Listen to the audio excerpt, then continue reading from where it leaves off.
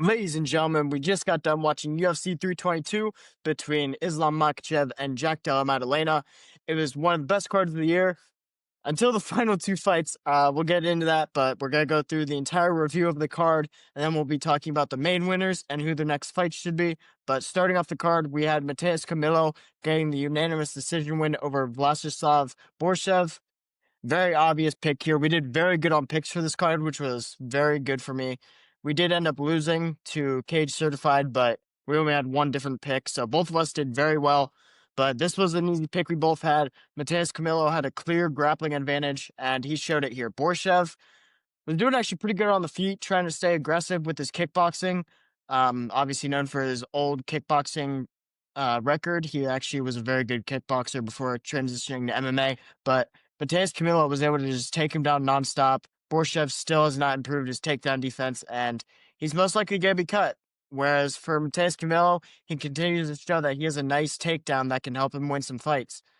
Stand up is again needs some work, but his takedowns will definitely get him a few wins in the UFC to keep him in there for a while. So good win for Mateus Camilo, and Borshev, you're probably getting cut, which is crazy because he trains with American Top Team. Moving on, we have Baisengur Sosakayev getting his third round KO over Eric Makhachev. It was a beautiful right hook that completely. They say it was a right hook. It was more like a straight right, but it completely slumped Eric Makhachev. He went out cold, didn't need any follow up shots. The problem that I have with Baisengur is he is way too cocky early in the fight, and that is going to get him slumped against some of these prospects or contenders because he struggled with Cody Brundage. Or no, excuse me. Eric Makhachev struggled with Cody Brundage. Baisengur Sosakayev struggled with Eric Nolan in his debut, which really is not a good look for him. Eric Nolan was actually landing some good punches on him, and maybe it was Tom Nolan, either one or the other, but they were landing some very good shots on him on the feet, and Baisengur had to go to the ground because he was getting pieced up on the feet. This fight, he was, getting hit with a few shots every now and then. It was competitive. Both rounds were very competitive until the third, but he was not guaranteed to win that fight going into the third round. So he finally walked in that third round, started, making sure he wasn't getting hit by these hard shots. The clinch, he was getting rocked with these nasty elbows from Makhachev. And Makhachev actually did very smart with applying the pressure early. I thought that was a good thing that he should have done if he wanted to win this fight, was to apply it early, since Baisengur gets really cocky. But Baisengur was able to avoid the aggression early on, and then in the third round, he was able to lock in and get the clean right straight that knocked him out cold. Good knockout for him, but I'm not seeing the hype on him. I don't even talk about his next fight because this did not impress me. Both of his fights have not impressed me so far. Moving up on the card, Fatima Klein gets the unanimous decision win over Angela Hill. This was probably the worst look for Angela Hill we've seen in her entire career. Her volume was a lot slower, and she did not throw nearly as many punches as she normally does when it's on the feet. Klein was landing the more dangerous shots. She was throwing more, and maybe that's because Klein took her down early. We knew Klein had a very big advantage on the ground, and she took her down multiple times early on, and maybe that just gassed Angela Hill. She's getting old. She's 37 now. But she's probably going to get cut, which sucks to say. She's 18-16. She's got the Michael Johnson record. She's been around for a long time, but she just does not look like a good fighter anymore. Fatima Klein's going to jump into the rankings. She'll probably take Angela Hill's number 12 spot, and she'll get a serious step up. It is a good win for Fatima Klein because Angela Hill is still hard to put away to this day. And, even though it was Angela Hill's worst performance, it's still a very good win for Fatima Klein. So she improves to 9-1 and jumps into the rankings. Moving up, we have Pat Sabatini getting the unanimous decision win over Hepe Mariscal. This was our first pick wrong of the day. We actually picked Hepe Mariscal to be the upset here. We thought that his takedown defense was going to be good enough to stop Sabatini from taking him down the entire fight. Boy, were we wrong. Mariscal could not stop a takedown to save his life. It's unfortunate because Mariscal had endurance the entire fight. He was trying to constantly get out from bottom position. He just couldn't, though, because Sabatini just showed that there's levels to grappling, and Sabatini was just dominating him by grappling him the entire fight. Mariscal was doing good on the feet. He definitely showed the clear advantage on it, but Sabatini just held him down as soon as he would get the takedowns. He got like 5 takedowns in this 3-round fight, which sucks because Mariscal, if he could keep it on the feet, he would have easily gotten the knockout, which is what we thought was going to happen. But Sabatini gets a dominant win, and we'll be talking about who he should fight next later on. Moving up, Kyle Dawkins getting the Darce choke submission. I mean, are we surprised? He's called the Darce Knight for a reason. He is an absolute killer. He went out there against GM3. No, don't get me wrong. GM3, you know, he's on his way out. He's 37-21. I think he's lost his last 4 now, I believe. Yeah, he's lost his last 4. But to be fair, it's to RDR, Brad Tavares, Michelle Oksajuk, and Kyle Dawkins. But it's not looking good for him. I think he's 2-7 in his last 9, so he's definitely on his way out here soon. But what a ride it was for GM3. Kyle Dawkins made it look very easy against GM3. GM3 kind of got hit with like 1 punch, and he immediately dropped early on in the first round, and then that's when Kyle Dawkins jumped the submission. Very good performance from Kyle Dawkins. Back-to-back first-round finishes after coming back to the UFC. And I like this story. He's from Philadelphia, which, it's in my home state. So I love cheering for Kyle Dawkins. I love his redemption story, and I hope he can continue doing this. We'll talk about his fight he should have next soon. Moving up on the card, we have Ethan Ewing pulling off the huge upset over Malcolm Wellmaker. We gave this the Fight of the Night award because it was very competitive the whole way through, but Malcolm Wellmaker, what are you doing, dude? You're turning into a counter striker when someone's pressuring you? Like, Wellmaker said that he's prepared to make this award if he has to, but yet he's being a counterpuncher against someone that's applying more pressure than him. Ethan Ewing was taking the center of the cage the entire time. Wellmaker was landing 1 strike for Ethan Ewing's 5. Like, you're not going to win a fight like that. You can't rely on a 1-punch knockout every time. Like, it's not going to work for you. And unfortunately, Malcolm Wellmaker showed that, and now I'm really not high on him. He really impressed me with his first 2 UFC fights, but this showed me something that I did not think I would ever see from him. I thought he'd be very more aggressive in this fight, knowing that this dude took this fight on 48 hours' notice. But he decided to be a counterpuncher for 3 rounds, and he paid the price for it. He lost, which he should have, and I was glad he did, because Ethan Ewing went out there. Props to him, by the way. 48 hours on short notice, and he comes out there and beats one of the best prospects in the UFC. I'm all for it. So glad I didn't pick Malcolm Wellmaker to be one of my future champs in that one video, because that would have been awful. But Ethan Ewing, very good performance. He applied the pressure, which is what he needed to do. It looked a little bit scary in the second round. It looked like he was going to slow down, but no, he kept it for all 3 rounds, and he was landing some hard shots on Wellmaker. He even bloodied him up a little. So Ethan Ewing gets his UFC debut win, and he earned a lot of fans from the UFC that night. So huge win for him. Moving up, we had Aaron Blanchfield beating Tracy Cortez by second round submission. We picked Aaron Blanchfield here, very obviously.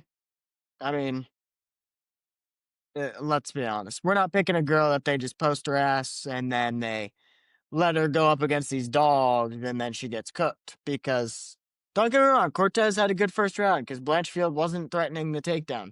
So Cortez standing up was actually doing more than Blanchfield, and Cortez probably won 1-0 in the first round. But then second round, Blanchfield's like, all right, screw it. I'm going to take her to my world. Took her down right away. I think Cortez got up, and then Blanchfield took her. Or no, Cortez shot a takedown on Blanchfield. Blanchfield reversed it easily, locked in the rear naked choke after jumping on the back. Easy submission win for Aaron Blanchfield. And we're going to give her a number 1 contenders fight. We'll talk about who it's going to be against, but easy win for Aaron Blanchfield. Tracy Cortez really isn't that good, in my opinion. So, easy win for Blanchfield here. Moving on to the co-main of the prelims, Gregory Rodriguez getting the unanimous decision over Roman Kopylov. Easy pick here. I used to be high on Roman Kopylov, but then his last fight against Paulo Costa showed me that he's just one of those counter-punching idiots where they're going to lose every time to a dude that's aggressive. And Gregory Rodriguez, RoboCop, is always known for bringing the aggression. He comes forward the entire fight. He has amazing wrestling, so even if he wanted to take down Kopylov, he could have. But he just applied the pressure for all 3 rounds and was able to just land more strikes. There was a moment in the third round where Kopylov got, a little bit more aggressive finally, but it was too late. He was already too tired to have knockout power, and Gregory Rodriguez was able to put on a very good masterclass. He probably even still won the third round, but good win for Gregory Rodriguez over an up-and-comer, and he should be getting a step up here soon. Moving on to the main event of the prelims, Bo Nickel coming back in his return over Rodolfo Vieira and getting the third-round TKO head kick. This is the best performance of Bo Nickel so far. Now, I know a lot of people hate Bo Nickel, and I understand why, because he's cocky, but my rebuttal to that is that every UFC fighter is going to say that they can beat whoever you ask them. If you ask anyone, can they beat so-and-so, they're going to say yes. They're not going to say no. They're always confident in themselves, and Bo Nickel's just like that. He's from my home state, so of course I'm a big fan of his. Don't get me wrong. I never saw him as a champion. I saw him as, he'll get into the rankings and he'll kind of be bouncing up and down depending on who they give him. Because I knew his striking wasn't that good. I knew he would do this. He would always throw this stupid uppercut where it's like he's really far away and he throws it outward. Never liked that strike for him. He still even threw it in this fight, but it wasn't, it wasn't too crazy and he wasn't spamming it. He would always throw these wild overhands that would, always miss like crazy. But this fight showed his improved striking the entire 3 rounds. Obviously his takedowns were amazing. He slammed Vieira to the mat, but his striking looked improved, and that makes me very excited to see what he has in his future. Vieira really couldn't land anything dangerous against Nickel. Even on the ground, Nickel dominated him. Vieira was able to get up at some point, but then Bo Nickel just went back to dominating him on the feet. His hooks were very clean. I do love, this was even before this fight, Bo Nickel has a very clean hook that goes right around the guard. When people try and block like this, he has a very clean hook that sneaks in right on the inside and it clips the cheek. So I really love that punch from Bo Nickel. His hooks are very good. And he showed that in this multiple times. He threw that hook that sneaks around the guard. But very good for performance from Bo Nickel. He gets the head kick KO, which I did not expect. Normally his head kicks are awful. Normally he falls down when he throws them, but this one landed flush. He didn't throw it a lot of times, so Vieira wasn't worried about it. So huge knockout for Bo Nickel. He ended up winning performance of the night. That's not who we gave it to, but I think it was deserved. He looked very impressive, and he gained a lot of respect back and a lot of fans back. So I'm glad, because I don't want the people to be booing him. I mean, why would they? He's a young guy who's shown that he has potential. So, I mean, let him have confidence and just see where his career goes. But moving on to the main card, Benoit Saint Denis. There's not a lot to talk about this fight because Benoit knocked out Beneil Dariush in 16 seconds. It was just a clean left hook. They went into the clinch early. I think Beneil tried throwing a knee to the head, but it landed on the body, and then Benoit caught it.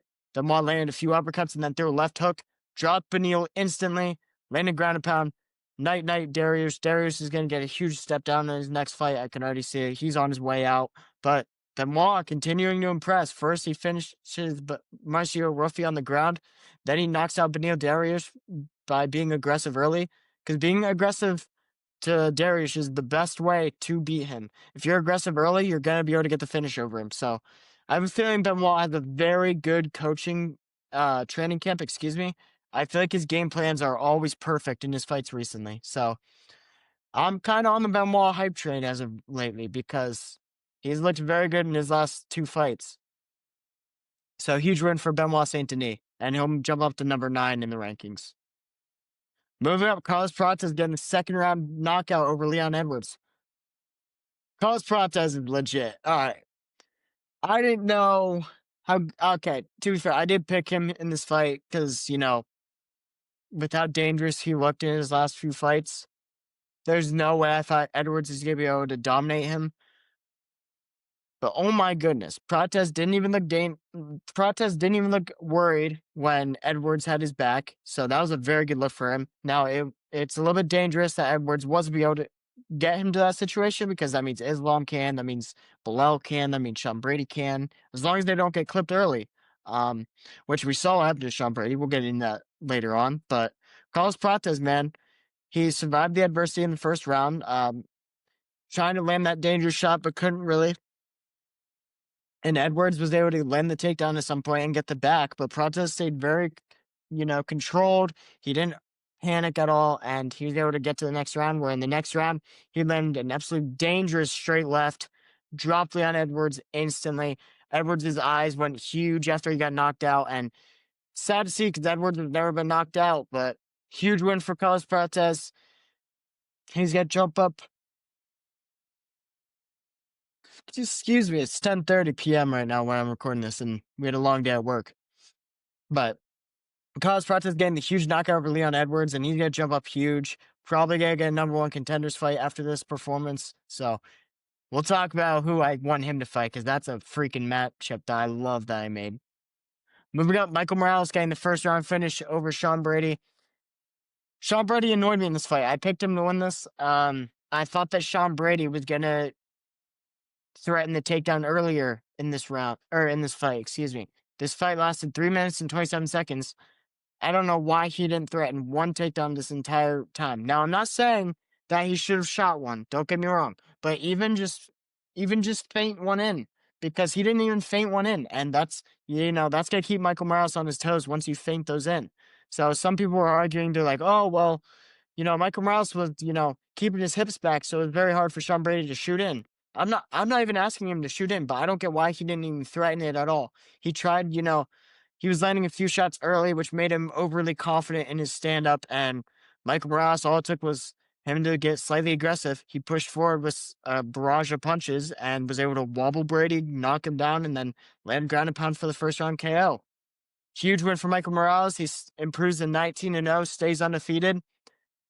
And I don't think he should get the title fight just yet, only because I found an even better fight for him, and I think I already know where they're going to go with Islam, but we'll get into that later. Moving on to the co-main. The main event and co-main were both basically the same, but they were both equally as boring. Valentina Shevchenko dominates Weili Zhang on the ground. We picked Weili Zhang.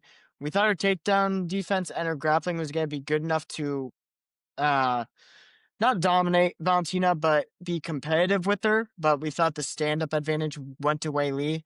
But unfortunately, Shevchenko just was so much stronger than her in this fight. And the thing that kind of makes me mad is Weili Zhang is listed only 1 inch shorter than Shevchenko. She looked like 4 or 5 inches short. It was probably like 3 or 4 inches shorter than Valentina. But that annoyed me because I was like, they're going to be the same weight. She's slightly shorter. It's really not that big of a difference. But Shevchenko is like 3 or 4 inches taller. So that played a big advantage here. Shevchenko showed how much stronger she is than Zhang at this weight level. And just an easy win for Shevchenko here. It's unfortunate for Weili Zhang, but Valentina solidified herself as the second best UFC women's fighter ever. And Weili Zhang should probably drop back down to flyweight so she can get her belt back. And then Valentina, we'll talk about who her next challenger is before potentially even moving up. We'll see. But moving on to the main event, we had Islam Makhachev beating Jack Della Maddalena by unanimous decision. Same thing here. People questioned, this was the opposite though. People questioned if Islam was going to have the power to take down JDM. And we saw it. Islam took him down and broke him. JDM looked like he wanted to cry going into the 5th round. Like, that is crazy. This was one of Islam's best performances, and it was at welterweight. Now, don't get me wrong. It was a very boring performance. I did not have fun watching this, but I knew that Islam was going to be able to do this to him. I don't get why people just instantly thought that Islam was not going to be able to get the takedowns. Islam is not below Muhammad. Below Muhammad is levels below Islam. Islam is the way better striker. Islam's a nice kickboxer. And then his takedowns, he does not miss his opportunities for takedowns. He will shoot every time he sees a perfect opening. That is the difference between him and Bilal Muhammad. Bilal Muhammad gets too confident in his hands and then tries to stand up for an entire round. That's the difference between them. So Islam gets the easy win here. JDM, props to you for beating Bilal. That was a very unexpected win for you. You got the belt at least, but there was no way you were going to beat Islam. I picked Islam for a reason. I think we went 10-4 on the card. Cage Certified went 11-3. It was a huge card.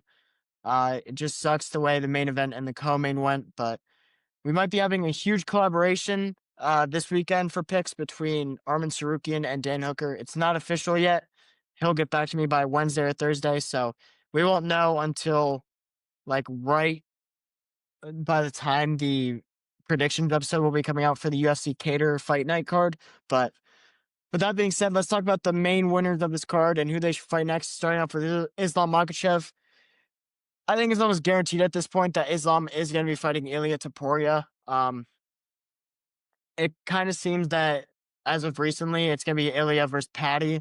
That's what DJ also said, but I think that's the right move. It's going to get them more pay-per-view buys in the end. So it makes sense to me, but I think that's how it's going to go. And I'm obviously picking Topuria in that. So Islam Makhachev versus Ilia Topuria. It's going to be the biggest super fight of all time. We've never seen two double champs go up against each other. I think they should make it a catch weight. I've seen that been thrown around because a lot of people think, oh, if Ilya moves up to welterweight, it's going to be, too competitive. Or, excuse me, it's going to be he's going to be too small for Islam, and Islam is just going to be able to dominate him on the ground. If it's at catch weight, it's going to be a little bit more competitive. You could even throw both belts on the line. I don't think they would. I think they just make it a regular fight. But that's a huge fight to make. I don't know what fight would have a better resume on paper because, like, even the Jones DC rivalry, like, that's probably one of the biggest ones up there. But DC only had a couple title defenses going into that second fight. So I don't even think that's, considered better than this because both these guys have shown dominance in their divisions. They're both double champs. And at this point, Ilya and Islam, it's bound to happen. Islam called out Ilya. Ilya accepted it. It's going to happen sooner or later. And what better to do it at the White House card? Don't get me wrong. We should have Americans on the White House card, but this is one of the biggest fights ever, and I think it would make perfect sense to put it on the White House card. Moving down, Valentina Shevchenko getting her dominant win over Weili Zhang. She talked about Natalia Silva in her post-fight interview. I think that's who she gets. Natalia Silva's undefeated in the UFC so far. It will be a huge step up for her going up against a girl like Shevchenko. She hasn't fought a girl like Shevchenko yet.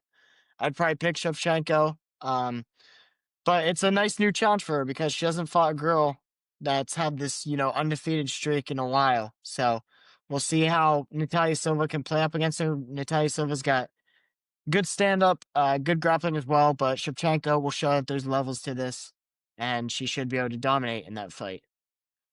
Moving down to potentially my favorite fight I made. Give me Michael Morales versus Carlos Prates for the #1 contender for the welterweight division. Someone's going to sleep in the first round. That is a fucking fight. I can't wait. I pray they make this fight. I would probably lean towards, gosh, I don't even know. Size, Mike Morales is probably taller. I'd give it to Carlos Prates, dude. Prates is knocking everyone out that's never been knocked out. We've not seen a dude knock out the people he's knocked out, and I'd lean towards him. He's looked a lot better since that Ian Gary loss. So I'd probably pick Carlos Prates in that fight, but I think that is such a fun fight night main event, and I really hope they do that because if Islam really is fighting Ilya, we're going to have to hold off on the welterweight belt, which means Morales versus Prates, #1 contender fight.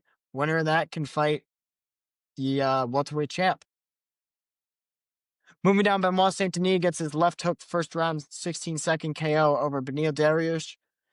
Give him a step up, dude. I want to see Benoit Saint Denis go up against Justin Gaethje. Now, I think this is a good fight for Benoit. I think he deserved it. Back-to-back first-round finishes, one over a prospect, one over a veteran. I think this is a good step up for him. Justin Gaethje will need to fight someone if they do go the Paddy Pimblett route for Ilya.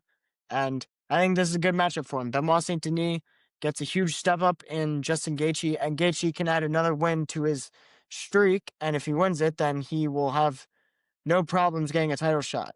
If Dana needs to say, go knock out Benoit and you'll get a title shot, Gaethje will go do it. So give me Benoit Saint Denis versus Justin Gaethje.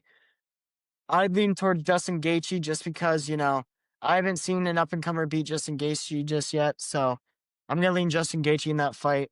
He's just such a dog on the feet, and he has very good wrestling that it's going to be hard for Benoit to outstrike him or out-wrestle him. Moving down, Bo Nickel getting his very dominant win over Rodolfo Vieira. I gave him Sharon Magomedov. A lot of people were talking about this fight. Some people were saying Bo Nickel was going to dominate him on the ground and wrestle him to a submission, which I can't see, honestly. But there is a way where Shara, Shara's very hard to get a hold of. So if Shara keeps the distance and lands these dangerous kicks, he could also strike his way to a decision. But I'd probably go towards Bo Nickel. Nickel has shown an improved striking game, and then his grappling has always been amazing. So He's definitely way more well-rounded than Magomedov, and if he wins that, he will have no questions and no doubt in my mind that he should get a ranked fighter next. So give me Bo Nickel over Magomedov, and I'd probably pick Bo Nickel to win by either late finish or a unanimous decision win.